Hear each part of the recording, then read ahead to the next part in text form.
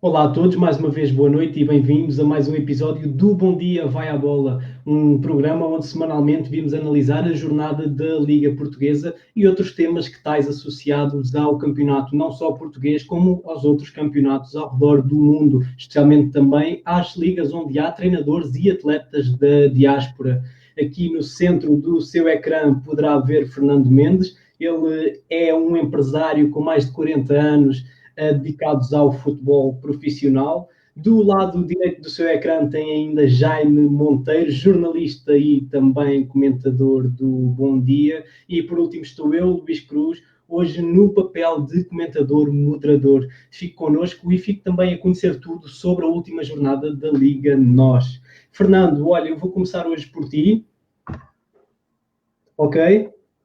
Olá, Luís, olá malta, olá mundo português, sobretudo. Olá, português, exatamente, é um excelente início. Olha, antes de irmos até à Liga NOS, temos uma notícia, eu diria até bombástica nesta semana. Final da Liga dos Campeões em Lisboa. O que é que tu achas sobre isto? Um presente envenenado, é o que eu acho. Podes elaborar? É um presente envenenado, eu penso que sim. No momento, eu sei, de fonte segura, que foram feitas outras tentativas, ok? Outros países. E o único que aceitou foi Portugal. Ok? Pronto. É claro que também, muito por influência dos vice-presidentes do órgão máximo da UEFA, ou da FIFA, já nem sei, que é o Fernando Gomes, mas, sobretudo, porque também a diplomacia portuguesa, neste caso o governo português, disse sim, e eu estou curioso para ver se vamos ter público ou não.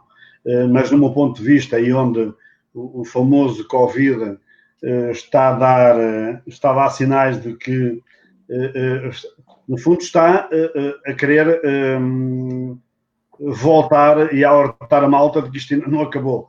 Eu tenho algumas dúvidas sobre isto tudo, mas, portanto, sinceramente, é um presente envenenado e que pode ser complicado. É uma jogada política, sobretudo, e é uma jogada política da Federação também, que aproveita para calar uma série de contestatários, seja da Segunda Liga, seja do Campeonato de Portugal, porque já é permitido mais uma fatia do bolo, e etc, etc. Pronto, espero que tudo corra bem, porque ter uma final destas, não é uma final, é que é um torneio. Acaba por ser um torneio das equipas que estão a tentar ainda chegar à fase final da Liga dos Campeões. Claro, até porque vem prestigia Portugal, futebolisticamente falando, prestigia Portugal, ok? E também é sinónimo da nossa, na nossa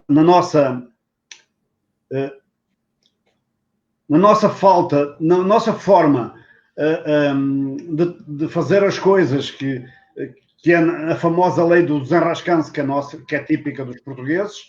A verdade é que já demos provas, seja na organização do Euro 2004, seja na organização da Liga dos Campeões, e ainda por cima num derby terrível Atlético Real Madrid, em que correu tudo maravilhosamente bem. Portanto, também é por aí, penso. Mas, sobretudo, nós vamos ter o torneio em Portugal, porque foi o único dos possíveis países. Fernando, deixa-me pegar essa frase que tu estás a falar, que Portugal foi o último recurso, basicamente. Tens noção quais é que foram os outros países convidados para alojar esta final? Tenho. Foi a Espanha que disse logo que não. Foi a França que disse logo que não. Foi a Alemanha que disse logo que não. Foi a Inglaterra que disse logo que não. Jaime, é Lisboa o local ideal para acolher a terceira final, neste caso a terceira final em solo português da atual competição da Liga dos Campeões? Não sei se é o local ideal ou não. Eu acho que o Fernando tocou em alguns pontos importantes. É sobretudo uma manobra política. A Federação Portuguesa é uma estrutura que tem muito dinheiro e que tem muita influência, isso ficou patente aqui. Os nossos atores políticos também surgem aqui de uma forma completamente desastrada, diria eu, António Costa e Marcelo Rebelo de Sousa, de uma forma provinciana, a festejarem o recebermos esta final, a darem um presente envenenado, como disse o Fernando, a ponto de dizerem que era um prémio para os profissionais de saúde, declarações infelizes do nosso primeiro-ministro, mas enfim, isso são contas de outro rosário. Acho que o grande... Do contexto, desculpa lá interromper-te. Diz. Achas que isso foi uma frase tirada do contexto, foi uma frase mal estudada, ou achas que havia ali uma pontinha de esperança, ou pelo menos de ilusão para quem fosse ouvir aquelas palavras? Acho que foi uma declaração infeliz, no fundo, essencialmente. Eu não concordo com o Jaime aqui não concordo com o Jaime, atenção, mas já posso dar a minha opinião, não concordo. Fernando. Força, Fernando. Eu penso que, pese todas as coisas, o António Costa é um homem ponderado, ok? É um homem ponderado. E eu ontem, por acaso, ouvi-o, nas raras vezes que eu vejo a televisão portuguesa, ouvi-o a falar sobre esta questão do presente para os profissionais de saúde. E eu tenho a certeza, e tinha a certeza absoluta, antes de o ouvir ele a dar a explicação, de que o que ele estava a dizer é que, de facto, estava a dizer muito obrigado, meus senhores, pelo excelente trabalho que realizaram, e graças a esse trabalho que foi realizado, é que é possível nós termos aqui este torneio. E não... Esta é a minha leitura. Foi a minha leitura. Sim, não digo o contrário, mas é como eu digo, são declarações que para muitas pessoas podem ser levadas a mal, até porque em Portugal não se verificaram melhorias das condições de trabalho dos profissionais de saúde, ao contrário do que aconteceu noutros países. Daí talvez haver ter sido uma declaração infeliz num contexto sensível, diria eu. Mas voltando a falar dos jogos em si, eu não acho que seja algo em termos de saúde pública especialmente perigoso, porque se há pessoas que são altamente testadas e mantidas com todos os cuidados de saúde e de segurança contra o vírus, são os jogadores de futebol de grandes clubes. Portanto, eu acho improvável que isto seja uma medida que ponha em causa, ou que isto seja um evento que ponha em causa a saúde pública. A questão é porque ainda não está decidido se há público ou não. Pois, se houver público, eu acho mal, claramente, até por uma questão de justiça, não é? Quer dizer, cancelámos a segunda liga, andámos a jogar a primeira liga à porta fechada e agora para os outros, entre aspas, para uma competição internacional, mudava-se as regras e... A questão é que os outros, como dizes, valem muitos milhões.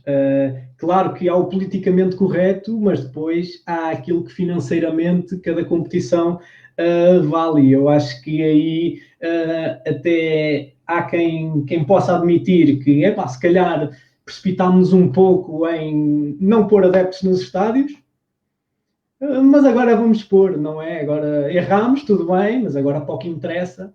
Não sei se... Não é?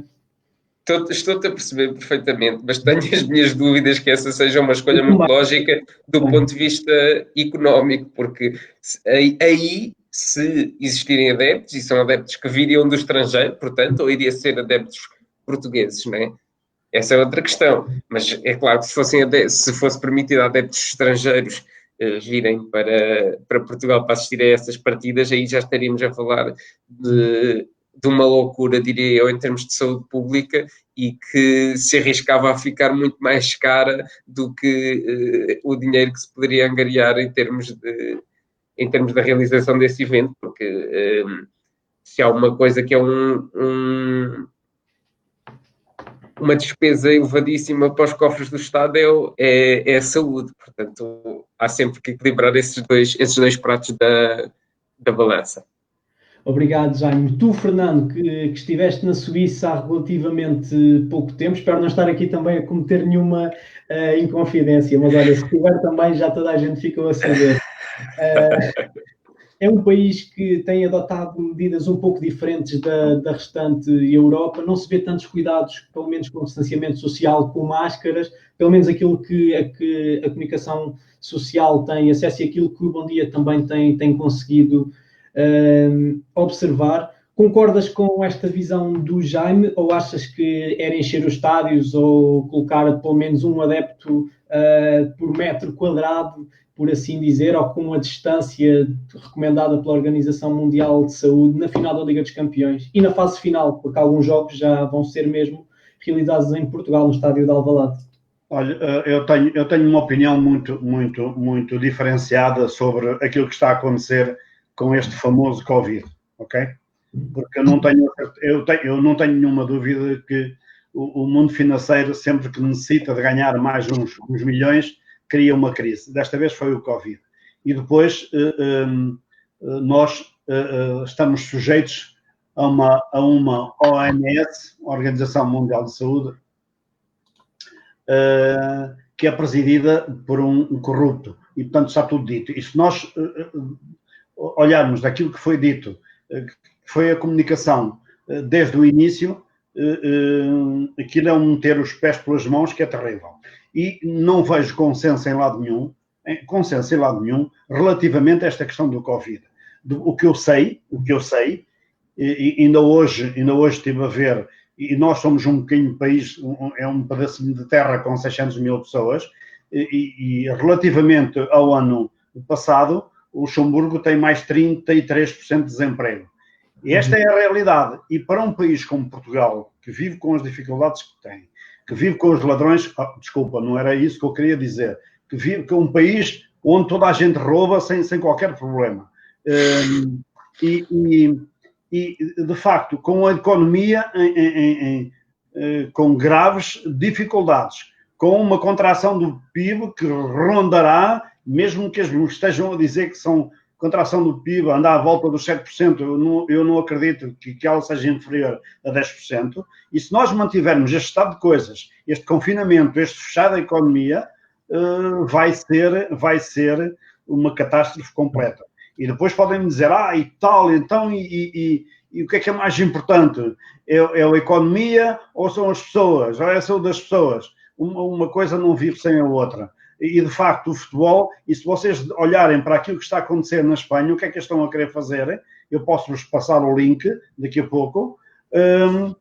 Relativamente, é que isto está a matar a economia. E o futebol em particular. Isto é uma crise, isto é uma pandemia, isto é algo a nível mundial. Portanto, é natural que a crise financeira venha a estar associada, não é? Qual pandemia, se os números... Então, morrem 1000 e poucas pessoas em Portugal, estamos a falar de uma pandemia? Morrem 100 pessoas no Luxemburgo, estamos a falar de uma pandemia? Falemos então dos casos que têm agora em Lisboa. Estas festas ilegais que têm existido, têm juntado centenas, algumas milhares de pessoas. Bastantes pessoas já infectadas, criam-se focos, não é? Eu não sei, sabes, eu tenho uma dificuldade tremenda em acreditar na comunicação social portuguesa. Tens que começar a ler o Bom Dia, Fernando. Tens que começar a ler o Bom Dia, lamento. Não, Bom Dia continua a ser, é luxemburguês. Nasceu aqui, portanto, e há sempre... Bom Dia é o jornal das comunidades portuguesas da Europa, em vários países, Fernando. Há sempre exceções à regra. Eu penso que a ausência do público, e vê só, o que seria, quantos jogos que se vão efetuar. Um dos setores mais afetados, para além da aviação, ok, é a hotelaria. Naturalmente, sim. São os dois associados um ao outro. Vê a quantidade de hotéis, de restaurantes, de bares que não abrem e que ninguém fala nisso. Falam é que houve uma festa de não sei quê e que há não sei quantos mais infectados. Mas economia real, dos problemas reais, ninguém fala. Portanto, é tudo uma treta na qual eu não embarco. Eu penso que o futebol, e nós estamos a ver este futebol que nos é oferecido todos os dias, é um futebol insosso. Falta-lhe a essência, e a essência é o público. É o público. E eu penso que há aqui eu volto, nós já falámos nisto várias vezes. Podemos tocar outra vez, se quiseres. ok, não temos 100% dos estádios da lotação, pomos 50%. Isso é possível. Os lugares até são todos sentados. Isso é possível. Agora, pode não haver vontade, vá só a saber porquê. Mas que é possível, é. E tens algum motivo, alguma suspeita desse porquê? Suspeitos os comandados pelo sistema financeiro, depois cada um tira as eleições que quer. Tira as eleições que quer, porque eles ganham. Eu volto a repetir. Ao fim do mês e meio, de confinamento, os 5 mais ricos do mundo tinham acabado de ficar mais ricos que 500 mil milhões de euros. De dólares, não é de dólares. Sim. Cada um tira as eleições que quer. Portanto, estão a matar-nos, estão a matar a nossa sociedade, daqui a pouco estamos de coleira, porque estamos todos de coleira, porque continuamos a dizer que estes têm razão. Eu hoje de manhã estive no hospital em Kirchberg, que parece um filme, e eu questionei o médico sobre o que estava a passar. Eu comecei a confrontá-lo, às tantas ele disse, vamos passar àquilo que nos trouxe aqui, porque eu já não tinha mais argumentos, porque não tem argumentos. A questão é esta, e nós andamos aqui a fazer de conta que estamos numa pandemia. Eu volto a dizer, Portugal morreram 1000 pessoas, 1000 e poucas pessoas, ok? E a gripe do ano passado, vamos ver quantos milhares mataram a gripe do ano passado. Deixa-me só dizer-te que foram 1000 e poucas pessoas que morreram a mais. Já, mas estava-te aqui a ver, a rir um bocadinho. Estou a ver também aqui a reação do nosso amigo, que já bebe o seu copito de água. Eu respeito as opiniões do Fernando. Acho que depois podíamos aqui entrar numa conversa política que não é bem o objetivo. Ainda assim, acho que a pandemia é para levar muito a sério e que o grande perigo do coronavírus não é especialmente, claro que também é, porque todas as vidas são importantes, mas não é especialmente a sua letalidade, é sobretudo o medo de que o Sistema Nacional de Saúde possa colapsar, como aconteceu em Itália, em Espanha, etc. E o objetivo do confinamento foi precisamente evitar que houvesse uma quantidade enorme de casos ao mesmo tempo que levasse a que o nosso Serviço Nacional de Saúde já não conseguisse. Os diferentes sistemas nacionais de saúde, os diferentes conjuntos de hospitais e de grupos de profissionais de saúde dos diferentes países conseguissem evitar que chegasse a um ponto de ruptura onde já não haveria camas, onde já não haveria profissionais, onde já não haveria ventiladores, equipamentos para tratar as pessoas que precisavam. Considerar o que aconteceu em Itália, por exemplo, e em Espanha, embora em menor escala. E, portanto, a fase em que nós estamos agora, que é o de desconfinamento, já permitiu abrir muitos setores da economia. É claro que o que o Fernando está a dizer é verdade, que vai ser o turismo do qual Portugal é especialmente dependente, vai ser a área mais afetada. Nós depois entramos aqui também em alguns jogos de interesses políticos. Nós, no Bom Dia, temos noticiado também os países que neste momento não abrem as suas fronteiras a voos oriundos de Portugal, e percebemos também que isso, diria eu, pode estar relacionado também com um certo jogo de tentar cada um puxar o turismo para a sua era, digamos assim, e claro que vai ser importante reativar todas essas estruturas. Eu estou de acordo com o Fernando. Agora, já neste verão, e não havendo vacina, e estando ainda a haver 300 e tal casos por dia registados em Portugal, parece-me que é preciso alguma ponderação antes de fazermos ligas Champions com público no estádio. Vocês estão completamente infectados, isso é verdade.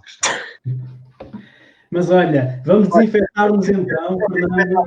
Eu estive na Suíça, de facto. Conclui em 20 segundos, por favor. Tu referiste, eu cheguei lá, eu passei lá 8, 9 dias, e parecia que estava, eu até me senti um extraterrestre, porque havia o pessoal todo aos magotes, ok, todo ao monte. Depois andei no metro e era o único que andava de máscara. Bolas, eu caí de outro planeta, sou um totó do caraças. Sentiste Sentiste assim tão mal? Aliás, a peer pressure, a pressão do público foi assim tão grande para o homem. É idiota andar com a máscara. Aliás, eu saí todos os dias, depois do dia 13 de março, saí todos os dias, fui caminhar todos os dias. Eu nunca só utilizei máscara para ir às compras, não é nada. Nunca ando com máscara em situação alguma. Aliás, é doentio, eu não estou doente, pá. Bolas, isso é doentio. Vamos então aproveitar para passar para o próximo tema. Quem nos está a ver lá em casa quiser deixar alguns comentários, quiser concordar ou discordar aqui de qualquer um de nós os três, esteja à vontade para o fazer através da caixa de comentários aqui em baixo no seu Facebook. Antes de mais, também muito obrigado por estar aqui a assistir-nos a esta conversa que hoje também está um bocadinho mais incendiada. Vamos então passar ao core deste programa, que acaba por ser também os resultados da semana da Liga Portuguesa, e vamos começar naturalmente pelos três grandes e pela tabela depois um bocadinho mais para baixo. Pedia-te a ti, Jaime, em primeiro lugar, uma análise que consigas fazer, por exemplo, a esta vitória sofrida, muito sofrida, do Benfica em Vila do Conde. Pois o Benfica continua com problemas gravíssimos, um futebol absolutamente rudimentar, e conseguiu ser, não foi salvo pela campainha, mas foi quase, conseguiu obter uma vitória arrancada a ferros, muito graças às duas expulsões que aconteceram na equipa do Rio Ave, porque de facto voltámos a ver um Benfica com imensas dificuldades para fazer golo, imensas dificuldades para controlar o jogo. Do outro lado temos uma equipa do Rio Ave que trata bem a bola, troca bem a bola, é das equipas da Liga Portuguesa que melhor trocam a bola, mas continuamos a ter este jogo entre o Sérgio Conceição e o Bruno Lage de vai tu à frente, não, vai tu à frente. Achas que são, portanto, dois cavalheiros que se deixam passar? Sem dúvida, têm sido dois cavalheiros, e portanto o Benfica, sem saber ler nem escrever, consegue assim ganhar 2 pontos ao Porto nesta jornada. Achas então que estas duas expulsões foram preponderantes, uma vez que eu também assisti à partida, e mesmo com a primeira expulsão o Benfica naturalmente que conseguiu encostar o Rio Ave às cordas, mas mesmo assim estava a ter alguma dificuldade até o Rio Ave ficar reduzido a 9. Achas que este segundo vermelho foi crucial para a inversão do jogo? Sem dúvida, o primeiro também foi. Porque com 11 contra 11, o Benfica de facto estava a ter muitas dificuldades, apesar de ter tido aquele golo anulado, que foi assim um pouco duvidoso, aquele golo do Benfica que foi anulado, supostamente por o Diego Sousa ter tocado na bola em fora de jogo. Não sei se terá sido o caso, mas de qualquer maneira, em termos de produção de oportunidades do Benfica, estava muito escasso para uma equipa que precisava de recuperar da desvantagem. Já agora, tu, só para terminar aqui esta tua análise, antes de passarmos ao Fernando, falaste nesse caso desse suposto fora de jogo, suposto não, que foi assinalado fora de jogo, com certeza que também tiveste a oportunidade de rever as imagens. Qual é que é a tua opinião? Relativamente a esse lance? Claro que sim. Eu penso que não houve. Eu penso que o Diego Sousa não toca na bola, e portanto não haveria lugar à marcação do fora de jogo. Acho que aquilo era golo limpo, e acabou por ser um daqueles momentos de vídeo ao árbitro que se arrastaram, e o árbitro está a receber a comunicação e depois... Claro que sim. Porque eu também tive a oportunidade de rever diversas vezes, mas eu não consegui chegar a uma conclusão. De facto, porque a haver um toque foi...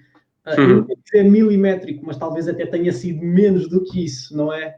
Sabes o que é que diz o regulamento? Em caso de dúvida, beneficia-se a equipa que ataca. Claro.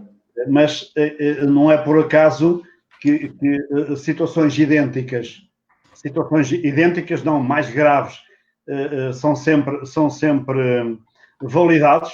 O caso, então, quando a questão do Porto, há uns casos atrás de outros que são escandalosos, e depois tem-se esta veleidade de anular um gol, do meu ponto de vista, é limpíssimo. Enfim, mas sou eu a pensar. Quanto ao restante do jogo, o que é que tu achas que está a faltar ao Benfica? Ou neste caso, o que é que faltou ao Rio Ave, não é verdade? Ambas as equipas, o que é que se passou no jogo? Porque é que o Rio Ave causou tanta dificuldade ao Benfica? Aliás, eu acho que as dificuldades até já eram esperadas. O que é que falta ao Benfica neste caso? O Rio Ave é uma das boas equipas do campeonato. Em sexto lugar neste preciso momento. Portanto. É uma das boas equipas do campeonato. Eu sabia que o Benfica não perdia, porque o Benfica nunca perde com o Rio Ave contra o Carvalhal, ok? E por acaso fica-lhe bem, mais esta. Por acaso fica-lhe bem, porque dado aquilo que disse logo a seguir no final do jogo. Agora, o Benfica não é de agora, está com um futebol completamente incompreensível, mau, a equipa sem dinâmica, embora com uma atitude já diferente relativamente ao jogo anterior. Okay? Mas sente-se que a equipa está triste, Fernando? Não sentes isso? A equipa não está confiante e eu só pergunto qual é a razão para que foi a única equipa que não teve cortes de salários, em que os jogadores reconhecem todas as mordomias que estiveram felizmente sujeitos, entre aspas. Houve equipas, como o Porto, por exemplo, que teve que fazer um empréstimo bancário na Alemanha, ok, para poder pagar salários e fez redução. Houve outro do outro lado, o Sporting, que entrou em layoff. Entrou em layoff, exatamente. Muito prolongado, até especialmente para os funcionários. É incompreensível. Eu digo que a mensagem do Lage não está a passar. Isto, quem já teve dos dois lados, como jogador e como treinador, entende bem isto. Quem nunca esteve tem mais dificuldade. Então, Fernando, tu que tens este passado, convém dizer também quem não te conhece que tu és empresário, mas lá está, tens um passado como treinador e também como atleta. Portanto, tens treinador. Muitos anos de balneário e isso também acaba por ser... Exatamente. E treinador. Painel. O que é que tu achas que o Lage poderia fazer? Ou achas que está a chegar ao fim do... O Lage toda... Porque o Lage é só o time-chefe. Ele tem toda uma equipa, ele tem 7 ou 8 pessoas à volta dele a trabalhar com ele diariamente, que é a equipa dele. E é incompreensível. Tu vês... quando ele tem que mexer na equipa, é horrível. É absolutamente horrível. A mensagem que é passada quando ele mexe na equipa, a mensagem é completamente... deixa a própria equipa em dúvida. Portanto, eu sinceramente, eu não sei o que é que está na cabeça do... Ele é um homem inteligente, é um homem sem medo. É um homem, aliás, que fala muito de futebol. Não, sem dúvida. Agora... As características principais. Agora, algo que se passa, passa. Eu atrevo-me a dizer, e não tenho nenhum dado que aponte nesse sentido, atenção, e nós trabalhamos muito nos bastidores, mas eu atrevo-me a dizer que há aqui o Benfica sofre de um problema de liderança. A começar na presidência? Direção desportiva? Não me ponho as questões difíceis. Eu estava a falar só da equipa técnica e do treinador principal. De toda a estrutura, da estrutura do Benfica, os equívocos são uns atrás de outros. Okay? São uns atrás de outros. Na dificuldade em que vive o Porto, o Benfica tinha que vir com a capacidade financeira que tem, o Benfica tinha que ser campeão 7, 8, 9, 10 vezes seguidas. Está em concordas com estas afirmações? Luís, isto é um problema de liderança. Isto não passa só pelo treinador. Porque uma estrutura destas, o treinador é só um dos elos de toda a engrenagem. Okay? Já é uma mesma pergunta, já agora, se concordas com aquilo também que foi dito aqui pelo Fernando. Sim, concordo. Acho que neste momento a diferença entre o plantel do Benfica e o plantel do Porto é brutal. É absolutamente brutal. E, portanto, o Benfica tinha condições para vencer este campeonato fácil, na teoria. E tem outra capacidade enquanto organização que mais nenhum clube tem em Portugal. Isso também influencia. E, portanto, realmente acho que quem está ali a falhar é mesmo o Bruno Lage, e eu diria que tem a ver mesmo com a concepção de futebol dele, e acho que ele sempre revelou debilidades enquanto treinador, para mim. Nunca o comprei como um treinador messiânico que ia colocar o Benfica na rota de grandes títulos.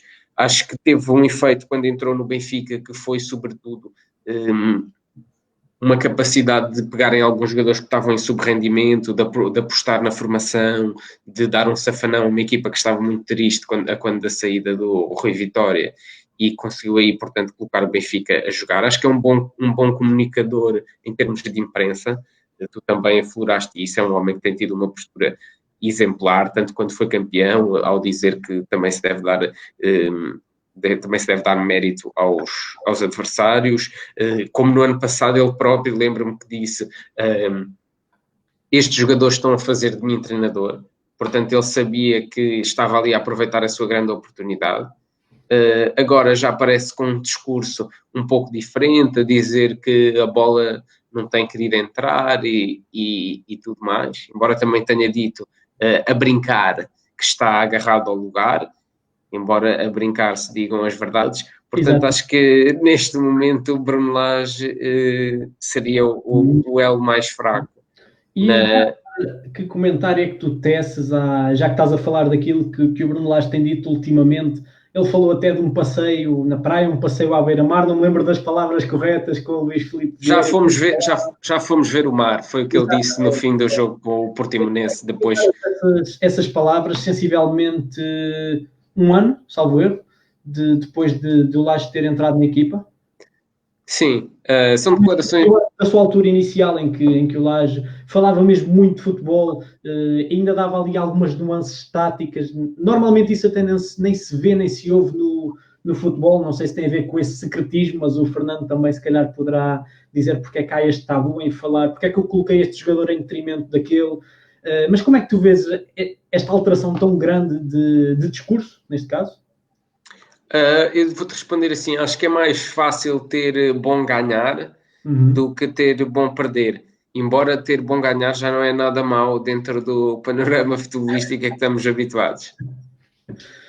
Fernando, como é que tu encaras esta troca de discurso? Eu diria até um bocadinho abismal. Não, tem a ver com aquilo que eu disse anteriormente. A estrutura do Benfica anda aos papéis completamente. Completamente. A famosa estrutura. Eu não me quero alongar muito porque isso nem parece teu, Fernando. Não. Quando falas na estrutura, em quem é que estás a pensar? Estou a pensar no papel do Tiago Pinto, estou a pensar no papel do Rui Costa, porque são eles os grandes responsáveis por todo o futebol, e nós, sabes que quando o Dr. Lourenço Coelho saiu, nunca mais esse lugar na estrutura, essa competência essa competência nunca foi colmatada, ok? E vê o que era o que foi a atitude no primeiro ano do Tiago Pinto, que é o diretor desportivo. Parecia um miúdo e parecia um daqueles dirigentes típicos do futebol distrital. Aos pulos, constantemente, a discutir com tudo e com todos, com as arbitragens, etc. Ok? Portanto, ou seja, quando a competência começa a dar lugar a outro tipo de interesses, eu quero-vos dizer o seguinte.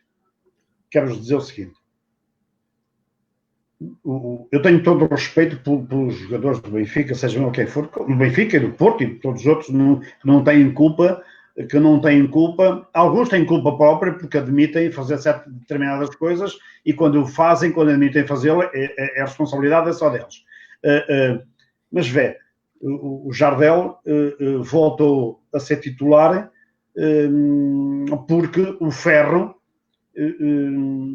tem revelado uma incapacidade tremenda para jogar ao mais alto nível, para jogar numa equipa como o Benfica. E aqui está a estrutura. Quem é o jogador da equipa B que é chamado para o quarto central? É um jogador brasileiro que chegou ao clube, que já agora nem me recordo como é que ele se chama. O Morato, que até se devida da idade dele, não sei se é verdade, mas porque tem a ver com a defesa dos interesses que todos nós sabemos de quem manda quase tanto como o presidente, que é a Gestifute. E quando tem dois miúdos, que um já não é miúdo, que é o Calaissa, que é um jogador tremendo, e tem o Pedro Álvaro, que é, no meu ponto de vista, mete o ferro no bolso 10 vezes, porque já é muito mais rápido, muito mais agressivo. Ok? Pá, e o Pedro Álvaro está em casa há 4 meses, há 5 meses, nem sequer foi chamado, como o Calaissa. Ok? Portanto, isto tem a ver com a forma, portanto, a tal estrutura, a gestão que é feita neste momento, é feita não para servir o Benfica, mas para servir os interesses de alguns. E, portanto, depois isto é complicado. Fernando, vamos avançar aqui para o próximo clube. No entanto, tens aqui Rogério Molina e Walter dos Reis a mandarem-te uns abraços, um abraço de Davos, o Rogério consigo ver, mas com certeza que são pessoas tuas conhecidas que também estão aqui a mandar-nos. Olha, o Walter deveria estar hoje connosco, está em Davos, numa reunião de trabalho. Cumprimentos, precisamente. E o Walter, se salvo erro, vai estar connosco na próxima semana. É assim? Sim, é verdade. Para a semana estará cá Walter dos Reis. Muito bem. Não são tafas a próxima semana. Avançamos então. A mensagem foi entregue aqui pelo nosso amigo Fernando. Vamos então para o Aves Porto. Um empate. Se há 2 semanas falávamos que Portimonense e Aves, os aflitos da Liga, não iam pontuar ou iam ter muitas dificuldades, parece que este reset lhes fez algo bem. O que é que aconteceu a teu ver? Agora, Jaime, podes ser tu, nesta partida em que, mais uma vez, o Porto tem sido uma nulidade ofensiva. É verdade, concordo contigo, Luís. Antes de mais, tenho que também fazer justiça ao nosso convidado da semana passada, ao Dr. Miguel Brandão, que afirmou que o Aves ia levantar muitas dificuldades ao Porto, precisamente por ser uma equipa que já admitiu a descida de divisão e que, portanto, estará a jogar com jogadores mais jovens, com jogadores altamente motivados e sem aquela pressão em cima e que, portanto, se soltou um pouco mais neste jogo contra o Porto.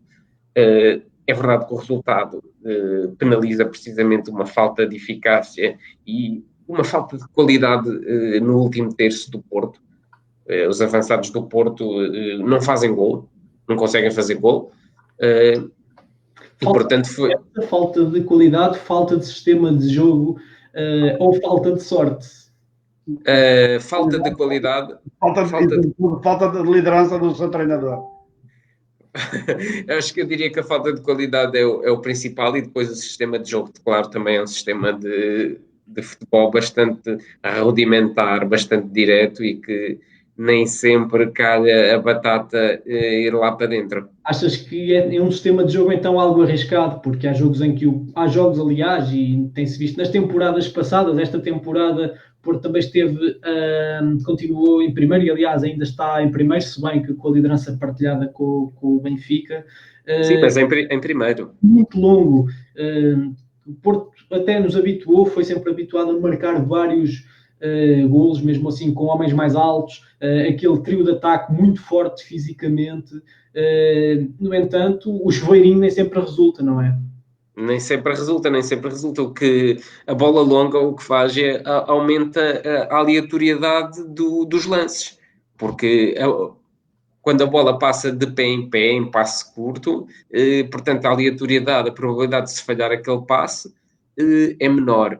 E quando se recorre sistematicamente ao cruzamento para jogadores extremamente altos, como o Marega, como o Zé Luís e mesmo o Soares por aí fora, acaba por haver sempre haver uma menor dinâmica e haver uma possibilidade, dá-se a possibilidade a equipas pequenas de se fecharem muito e de conseguirem ir rechaçando este tipo de cruzamento e este tipo de bolas na profundidade para conseguirem manter o nulo. E é claro que o Porto tem sido Alex Telles dependente, tanto em termos de cruzamentos, como de bolas paradas, como por vezes até de remates de longe. E isso tem resolvido um pouco aquilo que é a falta de dinâmica da equipa em termos de conseguir abrir espaços dentro das defesas adversárias. Obrigado pelo teu testemunho. Queria só dar destaque aqui também ao comentário do António Vendeiro, que também nos está a ver e desde já também... Um amigo. Abraço, António. É um ex-luxemburguês. Um ex-imigrante do Luxemburgo. Que está na Figueira de Foz, penso eu, ao vivo. Abraço, António. Pronto, ele fala-nos aqui o que falámos também um pouco no tema anterior. Estamos agora a falar do jogo do Aves com o Futebol Clube do Porto, mas antes falámos do Rio Ave Benfica. Ele refere-se aqui ao lance do Diego Sousa, que o António diz que o Diego Sousa não tocou na bola, partilha da mesma opinião do Jaime Monteiro, mas no entanto teve alguma interferência na jogada. É possível... É uma ideia interessante, pode ter sido essa a interpretação do árbitro, claro. Consegues alterar um pouco a tua forma de ver a tua resposta, Jaime, ou continuas um pouco mais convicto de que, mesmo não tendo tocado, não interferiu? Isso depois são sempre questões de interpretação. O que é interferir na jogada, né? Porque se formos muito estritos nisso, então quase tudo é fora de jogo, a partir do momento em que esteja um jogador fora de jogo. Ele vai ali com o jogador do Rio Ave, tentam ir à bola e nenhum deles toca na bola, pareceu-me, e a bola acaba por sobrar para o Rafa. Mas sim, é uma interpretação válida, achar que ele interferiu na jogada. Eu não diria isso. Neste tipo de lances, só me recordo dois clubes que são permanentemente beneficiados. Real Madrid e Futebol Clube Porto. Este tipo de... É verdade isto. O futebol, veja o futebol da Alemanha, da Inglaterra, da Itália, da Suíça, de Portugal, da Espanha, e de facto, Real Madrid e o Futebol Clube Porto, neste tipo de lances, são sempre os únicos os que são beneficiados. Vá-se lá saber porquê. Mas deixa-me só dizer-te que a costela azul e branca do nosso amigo Miguel, que esteve cá do Miguel na semana passada, relativamente ao jogo Porto Aves, é que ele estava a tentar dar um recado para dentro do balneário do Porto e para os seus amigos do Porto. Estava claramente, não foi porque ele não estaria com medo do Aves. O Aves ainda ontem deu mais uma demonstração das suas fragilidades, ok? Acha que dar um pouco de descrédito, como o Jaime... Eu não vou tomar as palavras do Jaime como descrédito, talvez não seja a melhor analogia, mas um pouco à falta de qualidade que o Futebol Clube do Porto tem, pelo menos tecnicamente na parte ofensiva. Eu não acredito na falta de qualidade do Futebol Clube do Porto. Desculpa, não estou de acordo. Que me digam assim, comparativamente com o plantel do Benfica, é evidente que o Benfica tem soluções que o Porto não tem.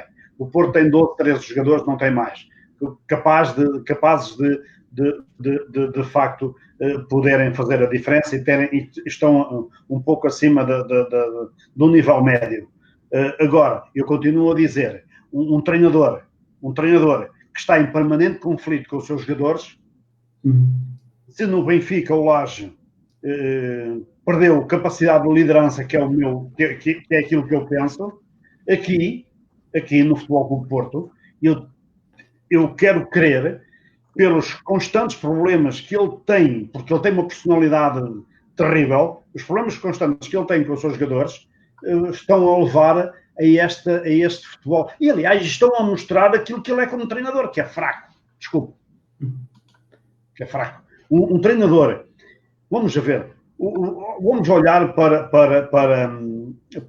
aquilo que tem sido o percurso, até em termos das competições europeias do Futebol Clube Porto em anos anteriores, etc. Eu, sinceramente, nunca me recordo o Futebol Clube Porto é um treinador tão fraco como eu, só aquele italiano que esteve lá meia dúzia de dias, que não me recordo mais, já nem me recordo mais que ele se chama. Portanto, senhores, o Futebol Clube Porto... A avançar, desculpa cortar-te a palavra, mas temos aqui mais pelo menos 2 partidas para falar, ainda temos alguns tópicos onde eu gostava de tocar hoje e já vamos em cerca de 45 minutos de programa. Claro que é sempre um gosto e podíamos ficar aqui a noite toda, mas infelizmente também nem sempre é possível. Não, mas deixa-me só dizer isto, é muito rápido. Vê há quantas jornadas eu ando a dizer a mesma coisa. O principal inimigo do Futebol Clube Porto é o seu treinador. Fica então esta análise, também esta reflexão para quem nos vê notoriamente lá em casa. Sporting recebeu o Tondela e também venceu, neste caso 2-0, e conseguiu isolar-se no terceiro lugar. Uma vitória muito importante. O Sporting de Braga empatou com o Famalicão, já se previa nesse mesmo jogo, um jogo bastante complicado. São 2 equipas que estão a jogar muito bem no nosso campeonato e como toda a gente tem visto, o Famalicão não tem sido tarefa fácil para ninguém. Eu queria aqui perguntar a juventude do Sporting, esta irreverência, traz-te a ti, Fernando, boas memórias? Achas que há aqui valores? Achas que este não ter medo, aliás, de apostar nesta juventude está a beneficiar o Sporting? Ok. Não, isso é um assunto interessante. Vocês sabem qual é a percentagem de jogadores utilizados na Primeira Liga Portuguesa abaixo dos 21 anos? Tenho a certeza que nos vais elucidar. 11%. 11%. Sabem qual é a percentagem mais elevada e qual é o clube? Em termos das grandes ligas europeias, mais Portugal e Bélgica e Suíça e Holanda, etc. É precisamente o Ajax, é a liga holandesa, é precisamente a liga holandesa com 29%. Portanto, isto diz bem do que é o futebol português relativamente aos seus jovens jogadores. Um país que forma tão bem, com tanto talento, como é que é possível que só 11% dos jogadores que são utilizados na Primeira Liga, só 11% é que têm menos de 21 anos. Portanto, e isto vem ao encontro daquilo que tu estás a dizer, e nós já repetimos isto, já o dissemos aqui, em programas anteriores, que bendita, entre aspas, bendita crise financeira do Sporting e do Porto, para finalmente poderem apostar nos seus jovens talentos. Eduardo Quaresma, Mateus Nunes são alguns dos... O Mendes à esquerda, o miúdo que fez a sua estreia, tem agora 18 anos, acabou por fazer... Giovanni Cabral e etc. Eu queria mesmo falar no Giovanni, porque nas últimas épocas ele também já tem vindo a entrar lentamente na equipa do Sporting. Foi aposta, entretanto, deixou de ser, revelava também alguma imaturidade, mas eu acho que desde a saída do Bruno Fernandes e um pouco depois desta pandemia, aliás, é ele que tem levado o Sporting às costas, porque ainda por cima Vieto lesionou-se, fez muita falta no último jogo e, para além do grande golo, ele rasgou e tentou abrir caminho para os colegas. Voltamos outra vez ao Benfica. O Benfica... Muito rapidamente. Não, tem a ver com aquilo que eu vou dizer relativamente ao Sporting. É que a irreverência da juventude é extraordinária num grupo de trabalho e na equipa durante o jogo. É a reverência à disponibilidade que os jogadores mais ditos consagrados já não têm, a maioria deles. Fazem o seu trabalhinho, comem o seu pãozinho, as suas sopinhas e os miúdos trazem isto de positivo. Trazem isto. Vê, o Florentino desapareceu, o Jetson, a par com o Rafa, era um único com capacidade de acelerar o jogo do Benfica. E a primeira coisa que fizeram foi despachá-lo rápido, antes que o Benfica ganhasse. Okay?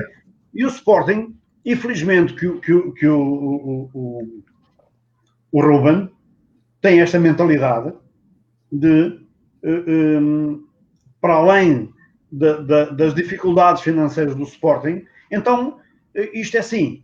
E assim, não é por acaso que os holandeses utilizam 29% dos miúdos na Primeira Liga dos jogadores, 29% são jogadores inferiores a 21 anos. porque o raciocínio deles é lógico. Tu tens talento, tens 16, 17, 18, 19, 20, não interessa. Se tens talento, tens que ir jogar. Exatamente. Tens que ir jogar, porque é lá que tu vais ganhar confiança. O Giovane Cabral é um dos casos. Como é que tu ganhas confiança a jogar 10 minutos? Jogas agora 10, daqui a 3 ou 4 jornadas jogas 20 e depois de repente fazem-te titular. Isto é impossível, isto não funciona. Não funciona. Então, e tu, Jaime? Eu dou aqui destaque, não sei se tiveste a oportunidade de ver o jogo, mas pelo menos os lances. Mateo, jogador mais velho em campo. Giovane, não o mais novo, mas um dos mais novos, aliás.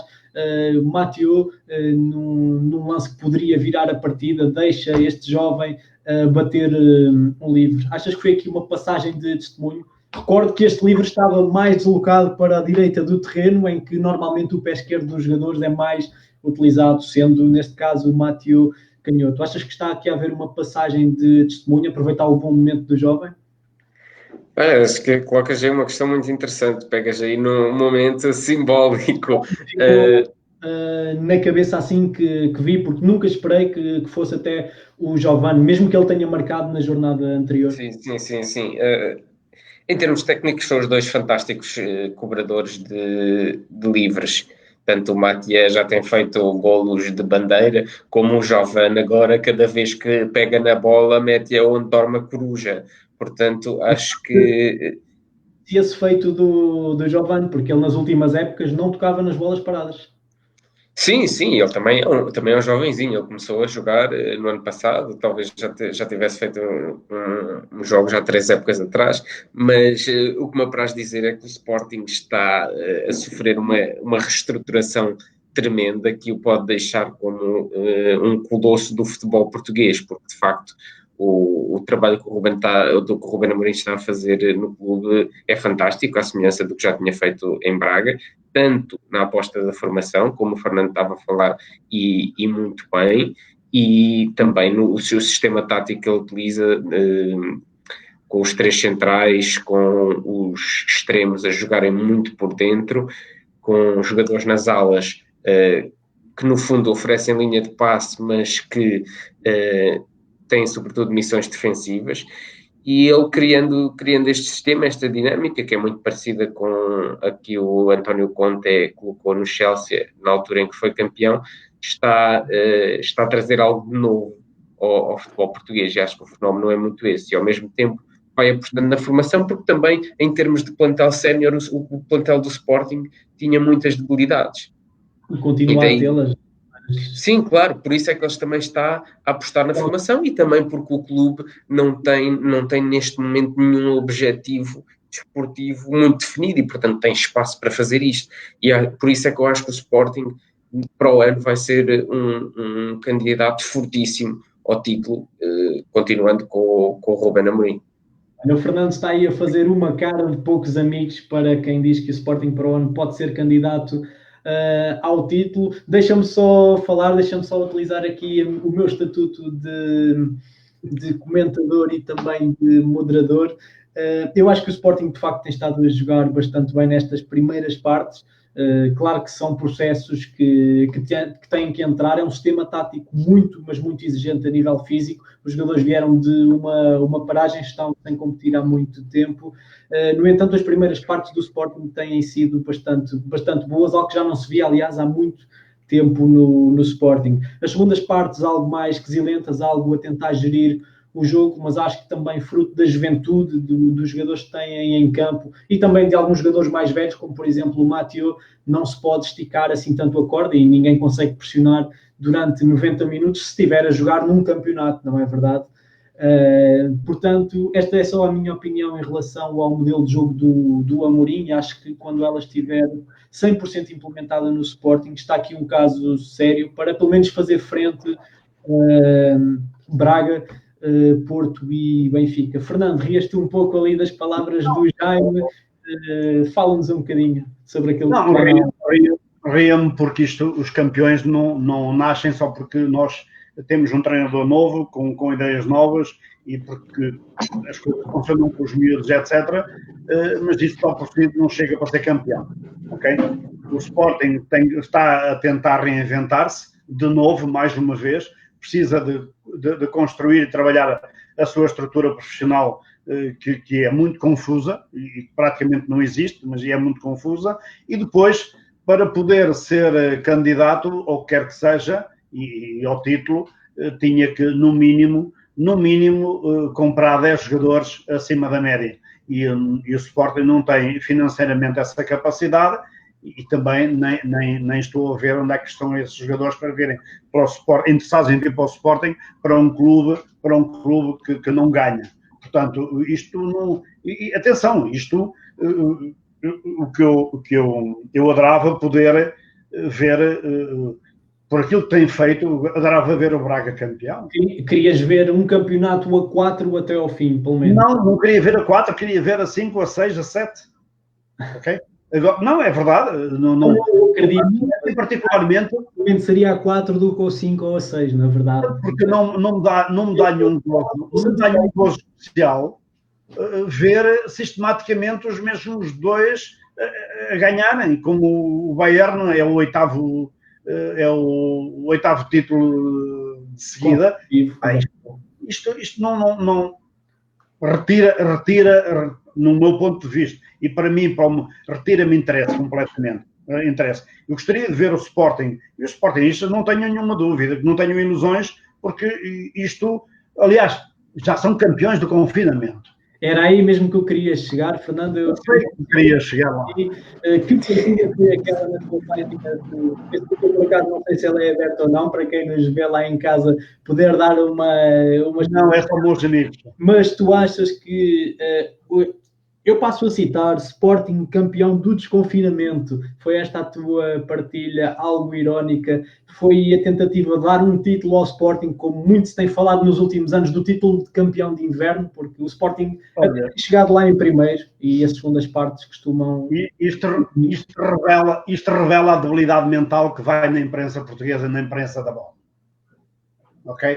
Porque querem, a todo custo, que o Sporting ganhe alguma coisa. Acho que foram campeões de Berlim, e eles próprios autoproclamaram-se campeões. Não, eu rio com isso, sou irónico, mas isto é muito sério. Portanto, vamos ser sérios. Tu olhas para a imprensa e fazem parangonas deste título do confinamento. Estamos a brincar, ok? Agora, o campeonato tem quantas jornadas? Tem 38 jornadas, salvo erro. Isto é uma maratona, não é uma corrida de 100 ou 200 ou 400 metros, não é uma corrida de velocidade, isto é uma maratona. E a quantos pontos está o Sporting dos dois primeiros, dos líderes? Ainda são alguns, sendo que o Benfica e o Porto têm 64 pontos neste momento e o Sporting está com 49, segundo aqui as minhas notas. Olha, devo-te dizer que neste preciso momento recebi a informação que o Portimonense, lá está, Liga dos Aflitos que temos falado, está neste momento a ganhar por 3-1 ao Marítimo, portanto... Estava 2-0 ao intervalo, jogo decisivo. À partida, mais um bom resultado e o Marítimo não devia... ou devia tentar tudo para não perder... Olha, mas é curioso, eu há bocado olhava para a classificação, quando houve o recomeço do campeonato, e antes desta jornada, e vamos ver como é que termina, o Portimonense anteriormente tinha menos 6 do que o concorrente direto, e agora estava com menos 7. Portanto, vamos ver o que é que vai dar ao final desta jornada, com esta vitória de hoje. Passando agora então à Premier League, só dar lá uma vista de olhos muito rápida. Bruno Fernandes estragou a festa ao Mourinho, marcou de grande penalidade ao Tottenham, neste jogo que opôs o Tottenham e o Manchester United. Mais uma vez Bruno Fernandes, homem do jogo, é a 6ª vez consecutiva. Jaime, este impacto inicial, achas que era esperado? Em Inglaterra não era esperado. Porque pela forma como a Liga Portuguesa também ainda é vista e sobretudo sendo um jogador que é tudo bem, internacional português, jogou em Itália, mas para a esmagadora maioria dos adeptos do United certamente que era um ilustre desconhecido, estar a ter este impacto é uma surpresa muito positiva para um clube que também está órfão de referências como a Manchester United. Esta troca de, eu diria, não posso dizer de estatuto, mas de importância real com o Pogba, achas que isto pode vir a trazer alguma competitividade interna no clube, e neste caso no mau sentido, ou achas que vai ser bom para puxar o Pogba para cima? Acho que o Pogba vai abandonar o United mais tarde ou mais cedo. Acho que ele já está com tantos anticorpos, os adeptos já estão fartos dele e ele eventualmente irá abandonar o clube. Pogba é um jogador tecnicamente fantástico, tecnicamente, fisicamente, taticamente, só que depois, ao nível mental, a coisa não está lá. É um jogador completamente acomodado, aburguesado, e acho que se calhar o que precisa é de um novo desafio, possivelmente um salário mais modesto, talvez o pudesse também ajudar a voltar a encontrar-se enquanto jogador. Eu diria que com o dinheiro todo que ele ganha, poderia aproveitar para fazer um implante no cérebro. E talvez resolva o problema dele. Achas que está aqui um Balotelli 2.0, Fernando? É pior. O Pogba está a correr um sério risco, e ainda por cima agora com esta questão do confinamento, e o que trouxe e o que mal trouxe também ao futebol, e neste caso do futebol, que é o que estamos a falar, corre sérios riscos de encontrar um clube receptor. Para já, para pagar aquilo que ele ganha, ok? Para já. Ninguém vai estar mais disposto, porque aquilo que, vou-te dizer, os jogadores irão, e eu passei-vos essa informação, os jogadores irão ter uma desvalorização entre 30% a 50%. Portanto, aquelas transferênas loucas, milionárias que se faziam, vão-se acabar. Pelo menos enquanto este estado de coisas se mantiver, elas não são mais possíveis. Também os salários.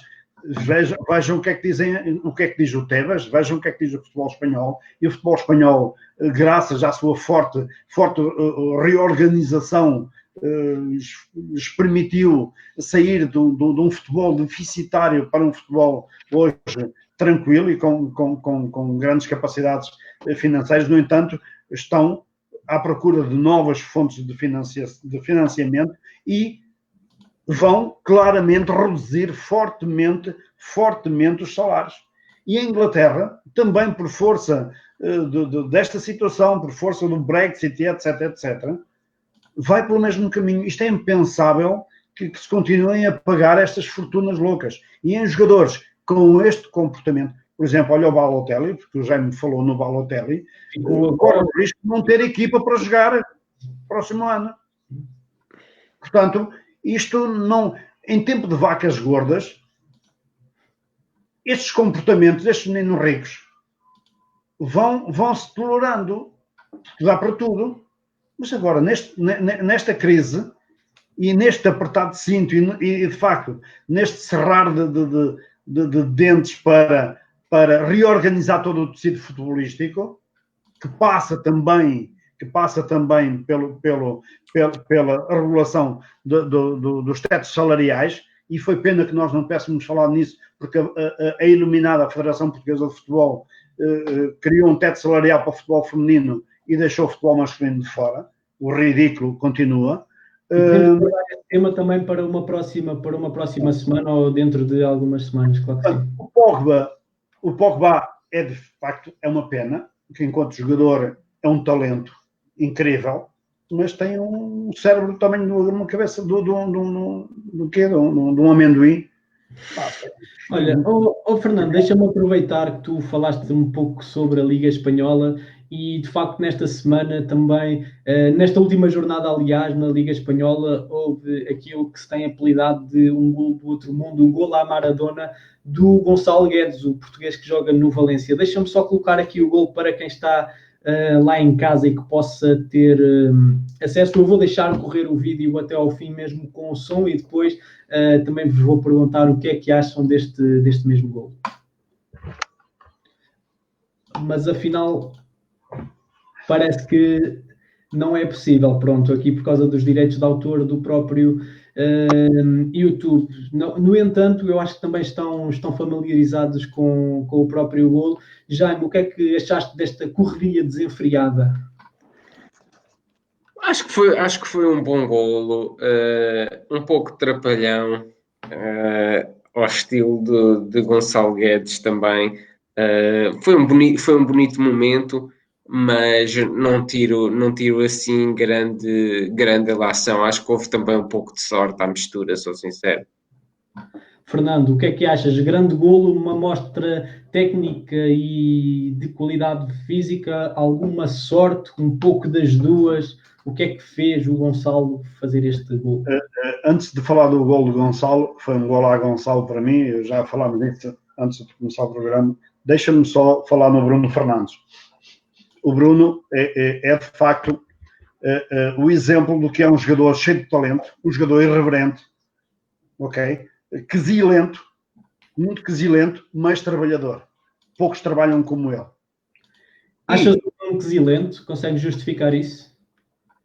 Tu vês, se tu te recordas da passagem dele pelo Sporting, era horrível ver o Bruno. Tinha tanto talento como de quesilento. Passava o tempo a reclamar com tudo e com todos. Era absolutamente horrível estar a vê-lo. E era uma pena. Ele chegou ao United e teve que se reinventar, teve que colocar de parte essa quesilência, porque caso contrário ficava de fora. Porque quesilento já tem lá o Pogba. Tem que haver sempre uma adaptação. Perdoa-me só a comparação que eu vou fazer, mas eu lembro-me dos primeiros tempos do Ronaldo no United, que os seus primeiros jogos, o rapaz passava muito tempo no chão a queixar-se com os árbitros do futebol, é diferente. O Bruno Fernandes queixava-se muito que os árbitros apitavam tudo, e às vezes, claro, contra o Sporting não apitavam, cada jogador também defende e já sabe como é que isto funciona. Mas achas que um futebol mais corrido, um bocadinho mais intenso, mais físico, acaba por beneficiá-lo? Claro que sim, claro que sim.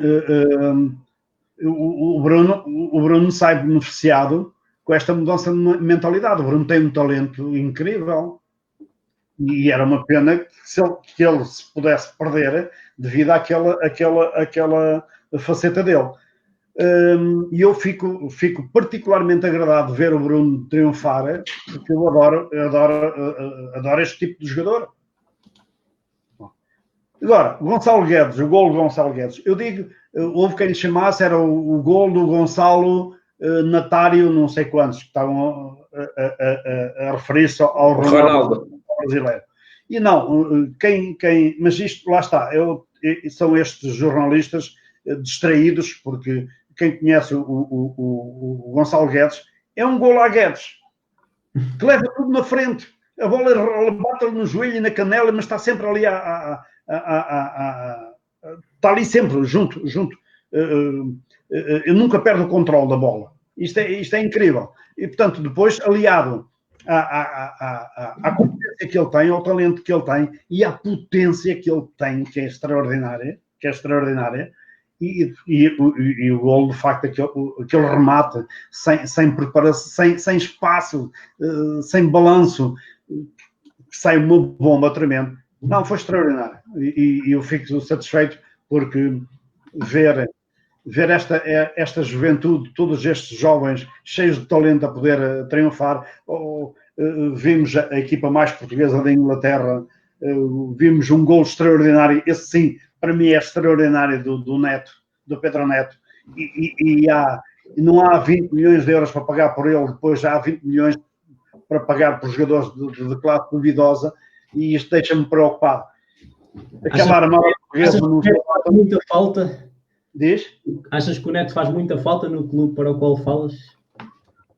Não faz falta, só faz falta quem lá está e não pode. Não, a questão não é essa. A questão é de facto as tomadas de decisão. E quem as toma? Vem ao encontro daquilo que disse. Eu vou tentar mais uma vez colocar aqui o golo do Gonçalo. Vamos ver se desta vez aqui o Facebook, vou tentar no Facebook se me permite. E vamos então tentar assistir ao golo do Gonçalo. Gonçalo Guedes tem espaço 1 para 1 com o Nai Garcia. Já passou Gonçalo Guedes, passou outra vez, que bem que joga, pode marcar, outra finta ainda, o que é que ele vai fazer? Um grande golo! Mas que brilhante jogada de Gonçalo Guedes! Aos 12 minutos, aí está o primeiro golo da época para o Portugal.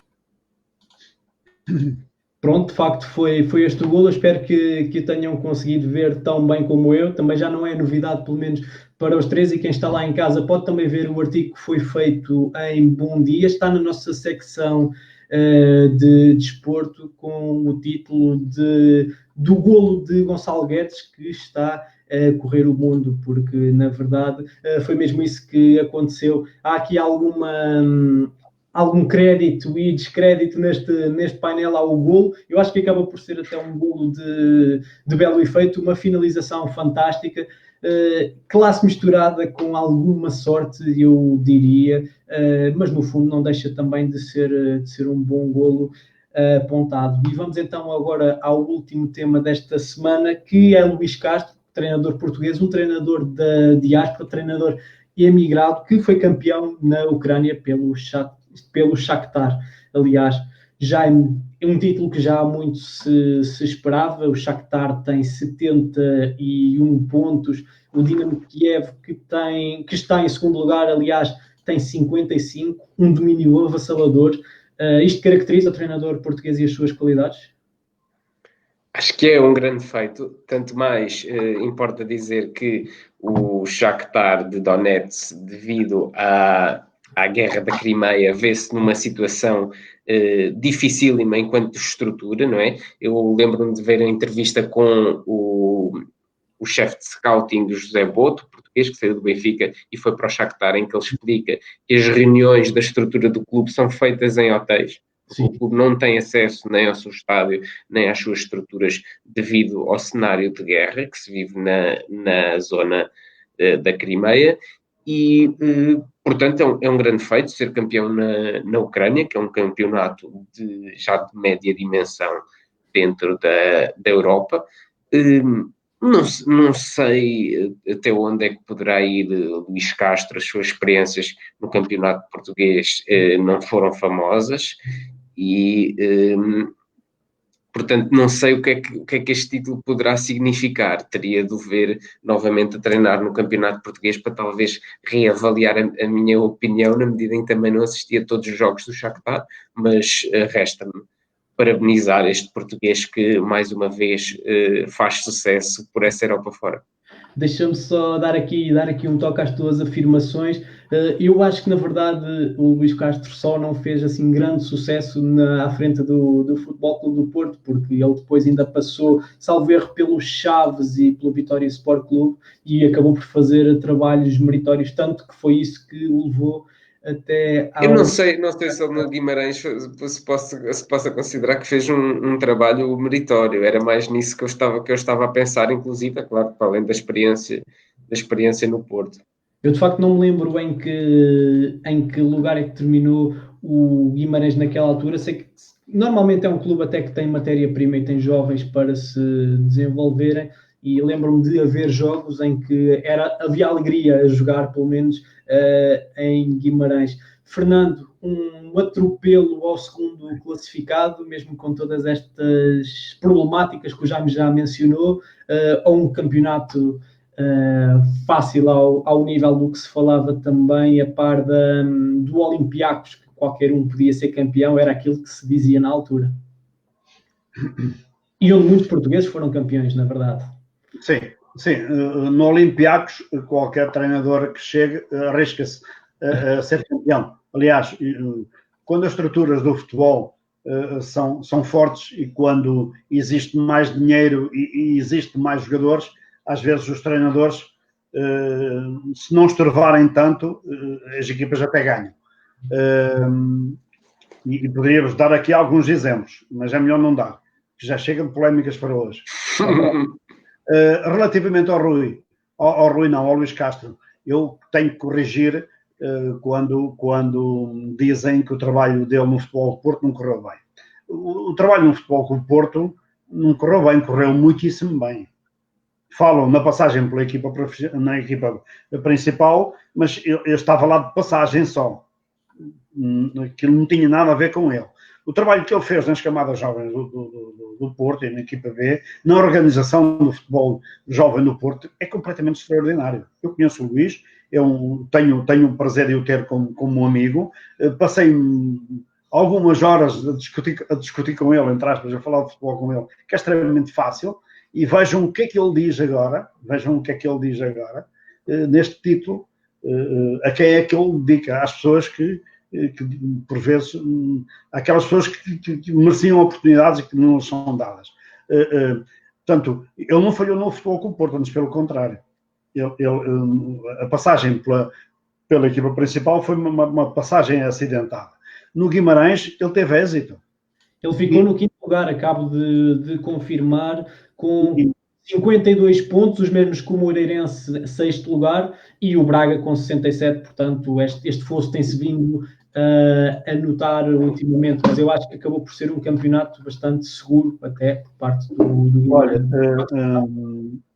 eu tentei trazer o Luís para a Bélgica. Não importa o clube, não importa. E hoje esse clube torce o nariz por não ter pegado no Luís. Eu disse ao Luís, antes de ele chegar, mesmo antes dele ir para o Guimarães, que eu, se fosse dirigente do Benfica, ia buscá-lo imediatamente. Já tinha que ser treinador do Benfica. Por aquilo que ele representa, enquanto homem, enquanto treinador e conhecimento que ele tem, é absolutamente fantástico. É absolutamente fantástico. É das melhores coisas, de facto, que nós temos. E ser campeão no Shakhtar, atenção, e o Jaime estava a falar nisso, é extraordinariamente difícil, dado o contexto. E vejam, é que não é só o campeonato, e vejam a campanha que fez na Liga dos Campeões.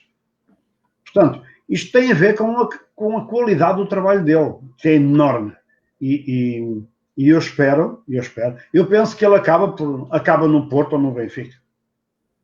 Achas que vai ser o próximo grande passo do Luís Castro? Eu acho que sim, sinceramente. Eu acho que sim. Os convites para outras ligas, achas que podem também vir a surgir e a aliciá-lo? O Luís neste momento tem um mundo do futebol aberto. Eu penso que... Uma liga inglesa, uma liga francesa, quem sabe? Não, a liga francesa não é assim tão interessante. Eu penso que a liga inglesa seria extraordinária para ele. Eu penso porque todos os treinadores, não só os jogadores... Claro, eu acho que todo o treinador também sonha em chegar à Premier League, não é verdade? Claro que sim. E eu penso que isso acaba por acontecer. Jaime, uma troca, vamos aqui simular uma troca entre o Lage e o Luís Castro. Achas que punha o Benfica na rota europeia que falaste há pouco? Não, acho que o Benfica consegue aceder a treinadores melhores. E tens algum nome em mente já agora? Nomes que o Benfica pudesse ir buscar para treinador? Exatamente. Não sei, eu pensaria assim num Arsène Wenger, num Peter Bosz, num Ranieri, assim dentro daqueles que vejo como mais disponíveis, mais doable, o Benfica chegar a esses nomes.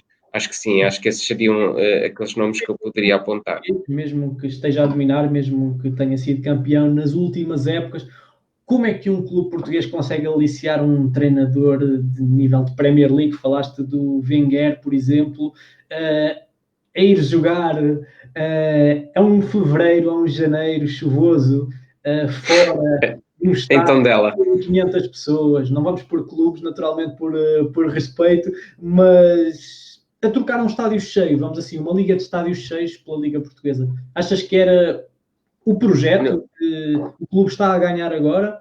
O clube vence a Liga, domina a Liga, vamos então dar o próximo passo, que será o passo europeu?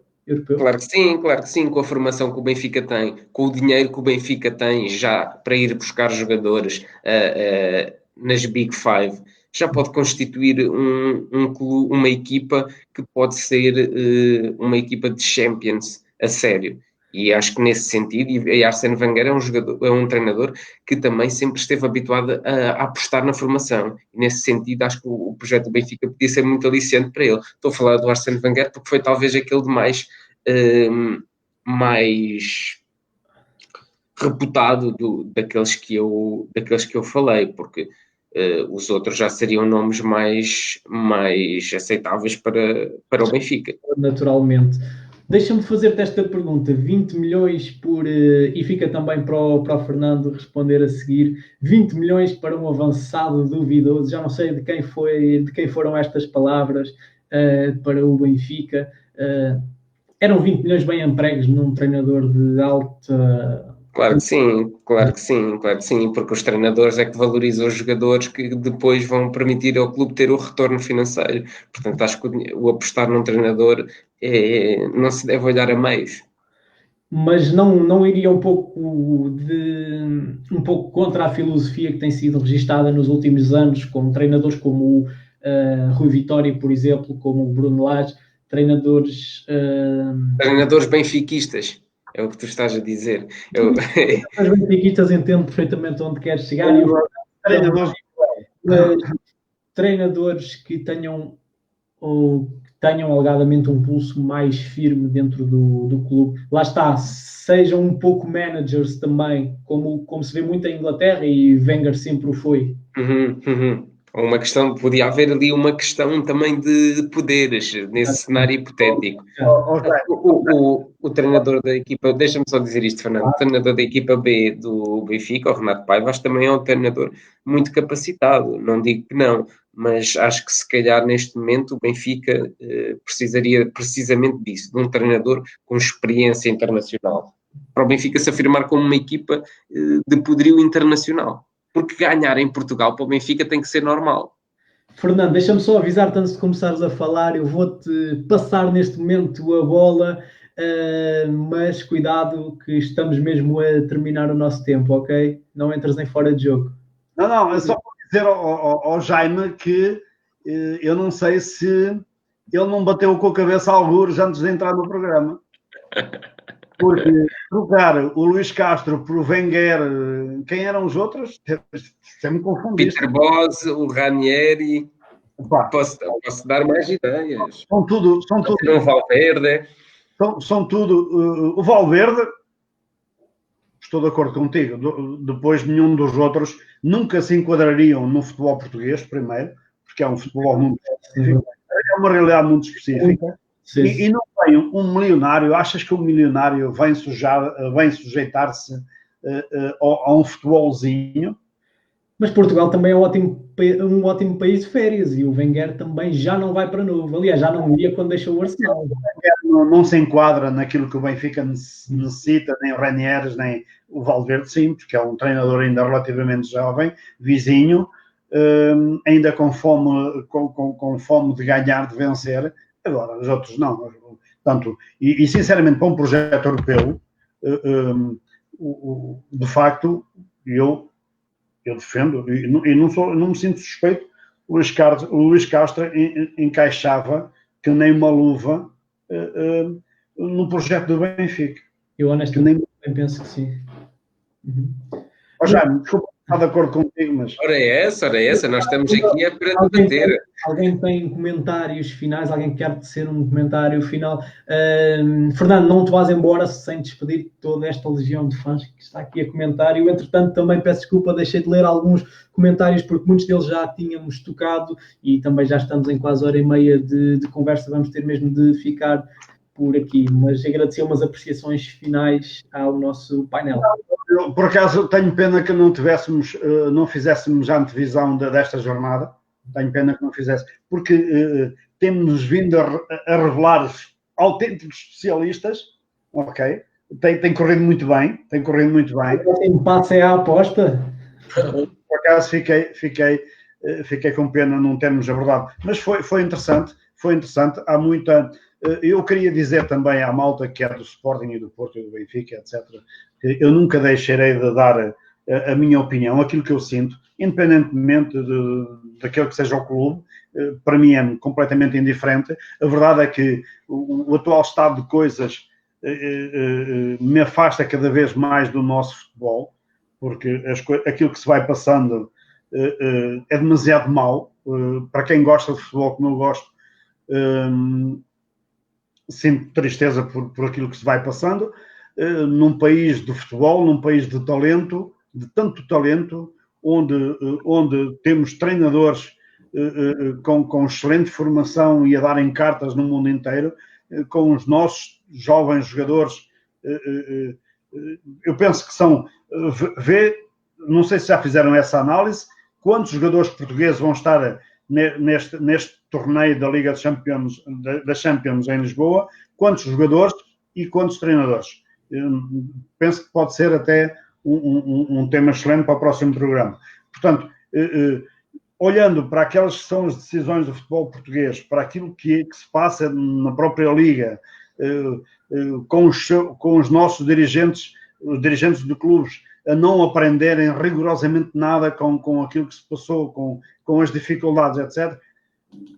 E depois uma comunicação social completamente acéfala, e isto é muito complicado. Portanto, eu não deixarei nunca de dar a minha opinião, doia a quem doer, e só, de facto, o bom dia e o nosso chefe é que pode dizer: Fernando, estaja mais, vai embora, porque enquanto me for dada esta possibilidade, eu vou dizer sempre o que penso. Portanto, de facto, e como tu bem sabes, o Bom Dia não censura, e estamos neste momento a ter um debate, fazem parte de um painel do qual eu também faço parte, vou-me revezando com o Jaime na moderação e normalmente até temos convidados, e o objetivo é mesmo esse, cada um é livre também de dizer aquilo que pensa. Futebol não é uma ciência exata, parafraseando um pouco um treinador que voltou a ganhar do Brasil, o Jorge Jesus. Portanto, é natural que cada pessoa também tenha as suas opiniões. É isso também pedimos, que quem está lá em casa também ajude a promover o debate, não só entre nós os três, como também comentando e fazendo as suas apreciações. Jaime Monteiro, a tua mensagem, a tua apreciação final já agora. Só queria agradecer mais uma vez esta oportunidade para estar aqui a discutir este jogo que nos apaixona convosco, e agradecer também aos seguidores do Bom Dia por estarem atentos ao nosso programa, e vamos continuar a fazer esta análise da atualidade desportiva portuguesa e internacional. Meus caros, então vou dar por encerrado este painel. Quanto a si que está aí em casa, por hoje é tudo. Para a semana também há bola com o Bom Dia, às 9h30, 21h30, hora de Lisboa. Vamos ter connosco o Walter dos Reis. Muito obrigado por ter estado desse lado. Muito obrigado ao nosso painel. E então até para a semana. Fique e siga o Bom Dia. Abraço, mundo português.